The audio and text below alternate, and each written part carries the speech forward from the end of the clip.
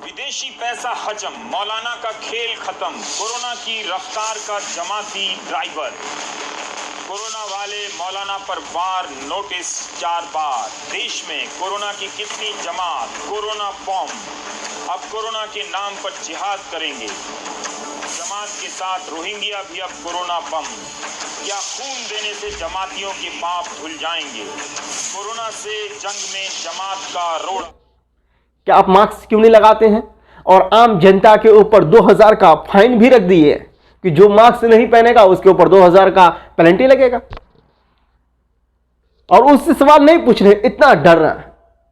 और लगता है अस्सलाम वालेकुम बिस्मिल्लाहिर्रहमानिर्रहीम। शुरू करता हूँ अल्लाह के नाम से जो बहुत बड़ा मेहरबान और निहायत रहम वाला है।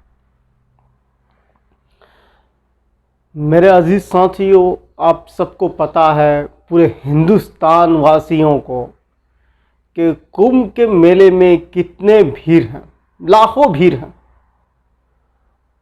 लाखों भीड़ का परमिट दिया जा रहा है। ऊपर से जो उत्तराखंड के जो नए मुख्यमंत्री बने हैं बीजेपी के, वो कह रहे हैं कि इसके ऊपर टिप्पणियां ना किया जाए,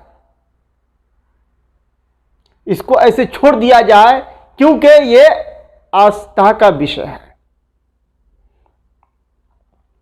और आज से कुछ महीने पहले जब तबलीगी जमात के ऊपर बात आई थी, सारे बीजेपी के आईटी सेल वाले से लेके यहां तक के हिंदुस्तान के जो मूल निवासी है वो भी, और जो राजनेता हैं वो भी अपना रोटी सेकने लगे। और आज लाखों के संख्या में आदमी जुटे हुए हैं।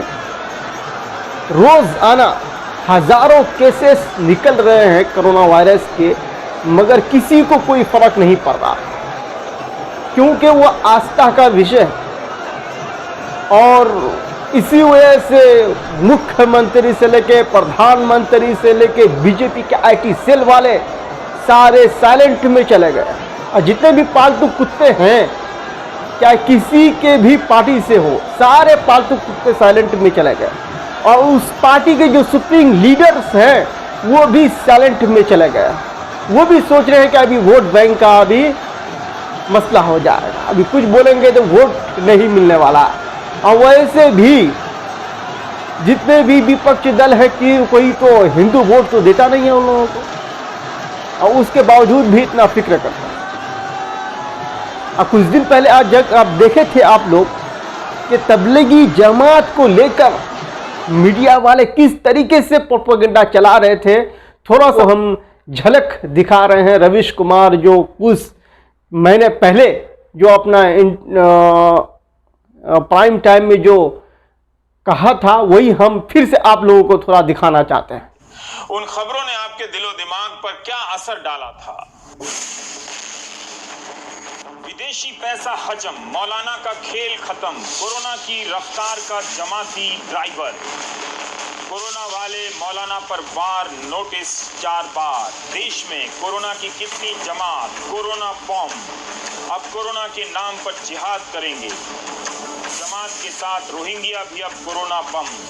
क्या खून देने से जमातियों के पाप धुल जाएंगे? कोरोना से जंग में जमात का रोड़ा। मरकज की जिद बनी महामारी। कोरोना से खतरनाक वायरस मरकज।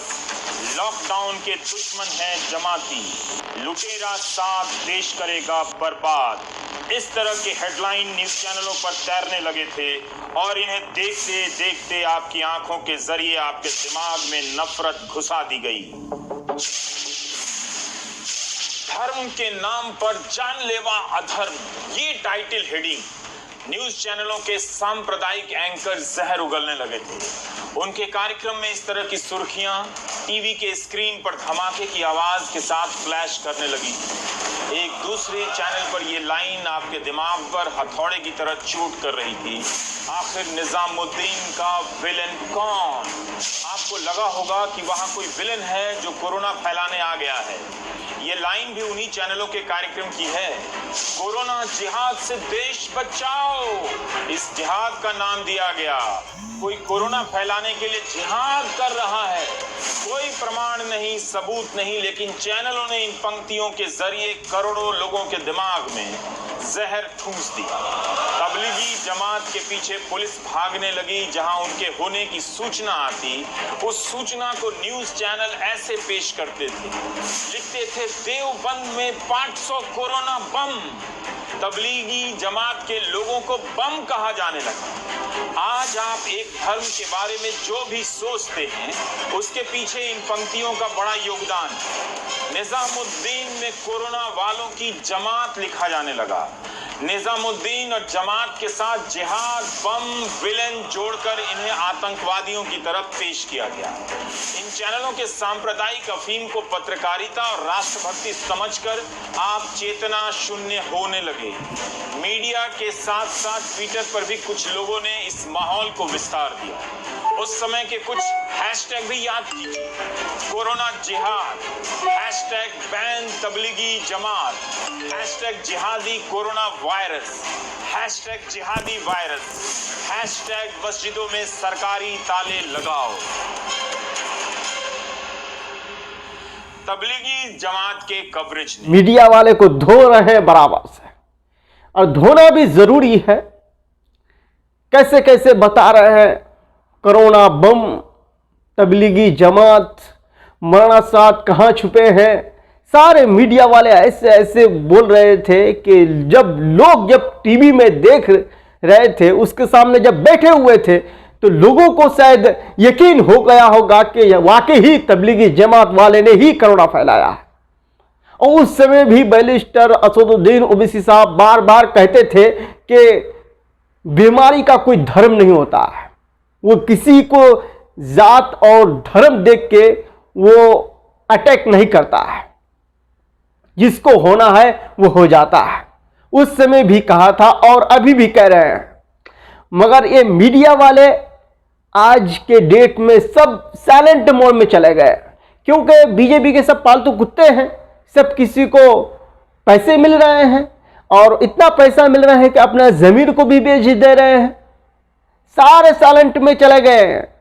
घूम के मेले में कोई कुछ नहीं बोल पा रहा है। ऐसा लग रहा है कि उन लोगों के जुबान में ताला लग गया है, कोई कुछ बोलने के विषय में नहीं है और ना ही देखने के विषय में है। खाली देख रहे हैं कि बस हाँ हो रहा है, मगर कुछ बोलना नहीं है, कुछ कहना नहीं है। ऐसे ऐसे इसको भी देख लीजिए, केजरीवाल महाशय को। जब तबलीगी जमात के ऊपर जब वहां पे जब कोरोना पॉजिटिव निकला था कितना, तो इसने मरकज के ऊपर ताला लगवा दिए थे, समझे, और बोले थे कि जो जो भी है सबके ऊपर एफआईआर दर्ज करो। और उससे पहले वहां के जो जिम्मेदारान हजरात हैं, उन लोगों ने जाके रिपोर्ट भी की थी पुलिस को, उसके बावजूद भी कुछ नहीं सुना। और आज क्या कह रहे हैं आप लोग खुद ही सुनिए। आपके हिसाब से ऐसा जमावड़ा लगना चाहिए, क्योंकि आपको याद होगा जब दिल्ली में तबलीगी जमात का मामला आया था तब भी जोर शोर से उठा था, उसका विरोध हुआ था। लेकिन अब जब कुंभ में इतनी बड़ी संख्या में लोग जुट रहे हैं, हम इसको धर्म विशेष से जोड़कर ना देखें, इसमें सबकी जान खतरे में है। तो उसको लेकर आपको क्या लगता है, क्या कदम उठाए जाने चाहिए? प्रतिमा जी, इस वक्त मैं दिल्ली का मुख्यमंत्री होने के नाते आपको दिल्ली के प्रश्नों के जवाब देना चाहूंगा, और मैं समझता हूं कि बाकी सभी सरकारें अपनी अपनी जिम्मेदारियां मीडिया वाला इससे पूछ लिया कि जब मरकज के ऊपर बात आई थी आपने ताला लगवा दिए थे, आपने एफआईआर दर्ज करवा दिए थे, और जब आज अगर गुम के मेले के ऊपर बात हो रही है तो आप साइलेंट मोड में चले गए। लगता है कि बीजेपी वाले आपको भी खरीद लिए हैं। क्यों नहीं खरीदेंगे? आप इस फुटेज को देख के आप अंदाजा लगा सकते हैं कि केजरीवाल भी पहले आरएसएस से मिले हुए थे। भले ही आज गीत नहीं गाते होंगे आरएसएस के, मगर पहले तो थे। जब हड्डी जब चाटना चालू करता है और कुछ दिन अगर उसको नहीं मिलता है या छोड़ देता है तो वो भूलता नहीं है चाटने का, वो आदत लगा हुआ रहता है। तो केजरीवाल का आदत छूटा नहीं है, वो लगा हुआ है। बेशक ही आजकल के जो नाम के मुसलमान हैं वो भले ही कुछ मुसलमान सपोर्ट भी करते होंगे अमानतुल्लाह खान की तरह, वैसे ही बहुत सारे मुसलमान सपोर्ट भी करते होंगे, मगर वो जो भी मुसलमान चाहे किसी भी पार्टी को सपोर्ट करते होंगे, चाहे जितने भी पार्टी हो, चाहे उदय ठाकरे के हो, कांग्रेस के हो, सपा के हो, बसपा के हो, केजरीवाल के हो, चाहे झारखंड के पार्टी हो, चाहे दीदी की पार्टी हो, कोई भी पार्टी हो, वो लोग अगर किसी भी पार्टी को अगर कोई भी मुसलमान अगर सपोर्ट करते भी होंगे तो एक बात हमारा लिख के रख लो कि वो लोग सिर्फ और सिर्फ अपने पोजीशन पाने के लिए सपोर्ट कर रहे हैं, और दूसरी बात अपने ओहदे को बढ़ाने के लिए सपोर्ट कर रहे हैं, और अब मेरा आने वाला जो जनरेशन हो किस तरीके से ऊपर लेवल में जाए, और हमारे जो आने वाला जो बाल बच्चे हैं वो जन्म जन्म तक किस तरीके से बैठ के खाली खाएं, इसी वजह से वो सपोर्ट कर रहे हैं। ये लोग दूसरे मुसलमान का भला चाहता ही नहीं है कि दूसरे मुसलमान को ऊपर क्या गुजरते होंगे। इस तरीके से बहुत सारे नमूने आपको मिलेंगे, और इसमें आपको ऐसे ऐसे नमूने भी मिलेंगे, कोई कोई ऐसे भी नमूने हैं कि जो बीजेपी को भी सपोर्ट करते हैं, बीजेपी को भी सपोर्ट करते हैं, जिसने लाखों मुसलमानों का कत्लेआम किया, और कांग्रेस भी किया। कांग्रेस कोई शरीफ नहीं है, वो भी किया है, मगर आज के डेट में वो सारे सब साइलेंट में चले गए हैं, पिकनिक मनाने गए हैं। शमशान में जगह नहीं है, कब्रिस्तान में भी जगह नहीं है, इतने कोरोना केसेस बढ़ रहे हैं, मगर ला दिया है कि लोग सांस भी ना ले। और जहां इलेक्शन हो रहा है वहां जाके देख लीजिए, बंगाल में रैलियां कर रहे हैं, लाखों के तादाद में आ रहे हैं, वहां पर कोरोना है ये नहीं है, वहां पर कोरोना जो है पिकनिक मनाने चला गया है, वहां पे घर में नहीं है, वो पिकनिक मनाने चला गया, या तो फिर कोई छुट्टी में चला गया होगा, हॉलीडे में, या भी हॉलीडे में चलो, वहां पे नहीं है। सिर्फ दिल्ली है, हरियाणा है, पंजाब है, राजस्थान है, यूपी है, बिहार है, महाराष्ट्र है, तेलंगाना है, ये सब इलाके में, ये सब स्टेट में है। बंगाल हो गया, असम हो गया, केरला हो गया, ये सब में है ये नहीं है। चाहे जो भी पार्टी के रैलियां हो, चाहे दीदी के हो, बीजेपी के हो, कांग्रेस के हो, किसी के भी पार्टी के रैली हो, सारे पार्टी रैली में ऐसे ही करते, सब छुट्टी में चले गए आज।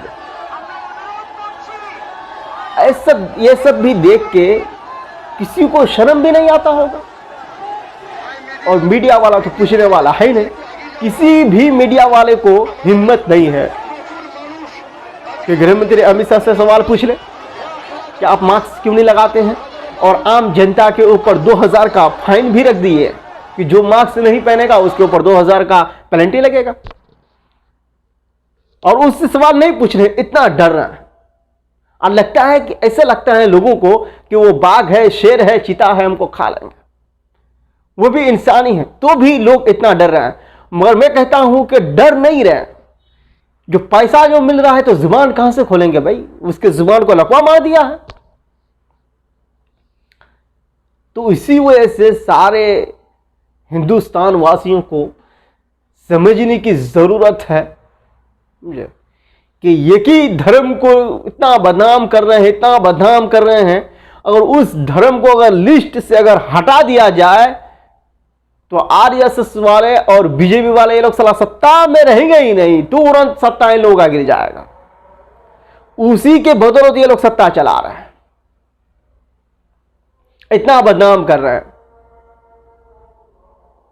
और ये सिर्फ खाली जुमलेबाजी है बस, और सारा हिंदू भाई भी भाई रे राम के नाम लेके एकदम सब कुछ को अपने तरफ आकर्षित कर लेते हैं, और सब यकीन भी कर लेते हैं हाँ ऐसा ही हो सकता है। जिस तरीके से हमने पहले वीडियोस दिखाए रविश्वर का, उसी तरीके से हाँ ऐसा हो सकता है, तबलीगी जमात वाले ने कोरोना हकीकत में फैलाया होगा, हाँ ये सही ने फैलाया होगा, इन्हीं लोग का काम है, सफेद दाढ़ी, सफेद लिबास, सफेद पायजामा, टखनों से ऊपर पायजामा, सर में टोपी, यही लोग का काम है, यही लोग कर सकते हैं ऐसा। बाकी हम लोग तो कर ही नहीं सकते हैं। हम लोग तो शर्ट पैंट टी शर्ट लगा के चल रहे हैं, एकदम सेंट आउट मार लेते हैं। हम लोग के पास कोरोना थ्रू आने वाला है, यही लोग के पास आएगा सफेद सफेद लिबास देख के, और इसे यकीन कर लेते। भाई मेरे भाई, आप लोग पढ़े लिखे हैं, अच्छे खासे पढ़े लिखे हैं, उसके बावजूद भी ये सब बहकावे में आ जाते हैं आप लोग। ये सब बहकावे मत आओ, हकीकत क्या है उसको देखने की कोशिश करो। जो काला चश्मा जो पहना दिया है आप लोगों को, उसको उतार करके देखो क्या हकीकत में क्या है नहीं है। ऐसे आप लोगों को कुछ नहीं दिखेगा, समझे। अगर लड़ना है तो एकजुट होके लड़ो, तभी कुछ हो सकता है, यानी तो कुछ नहीं हो सकता है। फिर पहले गुलाम थे, फिर गुलाम होने वाले हो, कोई इसको टाल नहीं सकता है, समझे। तो अच्छी बात है, समझे। सब कोई मिल करके सपोर्ट कीजिए, साथ कीजिए। जो गलत है उसको गलत बोलिए, जो सही है उसको सही बोलिए, रहेंगे। आप लोग अगर पहली बार इस चैनल में आए हैं तो चैनल को सब्सक्राइब कीजिए, और जो बाजू में जो बेल आइकन है उसको भी दबाइए, और लाइक भी कीजिए और शेयर भी कीजिए। बहुत बहुत शुक्रिया। सलाम।